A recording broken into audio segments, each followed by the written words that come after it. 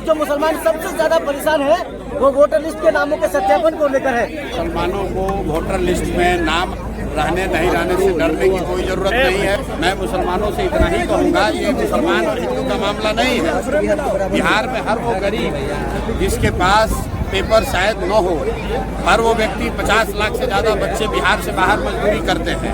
उसमें सभी जाति सभी धर्म के लोग हैं, सभी वर्ग के लोग हैं, इसलिए घबराने की जरूरत नहीं है।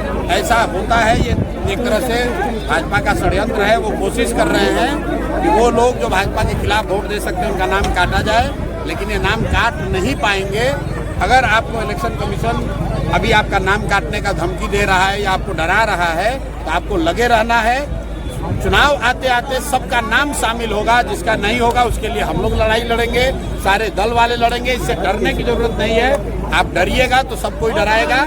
अपने हक के लिए आपको खड़ा होना है और वोट देना सबसे बड़ा अधिकार है। कोई आपका वो अधिकार छीन नहीं सकता है।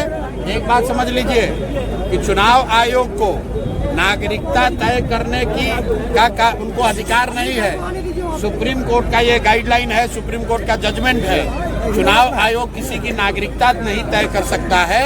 चुनाव आयोग का काम वोटर लिस्ट बनाना है, वोटर लिस्ट के जरिए चुनाव कराना है। अगर चुनाव आयोग ये कह रहा है कि वोटर लिस्ट ठीक नहीं है तो चुनाव आयोग को जवाब देना है कि भाई 1.5 वर्ष पहले इसी चुनाव आयोग से पार्लियामेंट का चुनाव हुआ है, मोदी जी इसी वोटर लिस्ट से चुनकर प्रधानमंत्री बने हैं।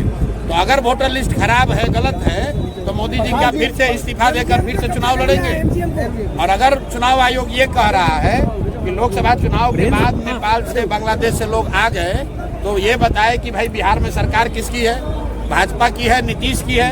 तो ये भाजपा नीतीश के सरकार के रहते बांग्लादेश और नेपाल से लोग आए कैसे? तो भैया ये संभव नहीं है। ये शुरुआती कीदड़ भभकी है, इससे डरने की जरूरत नहीं है।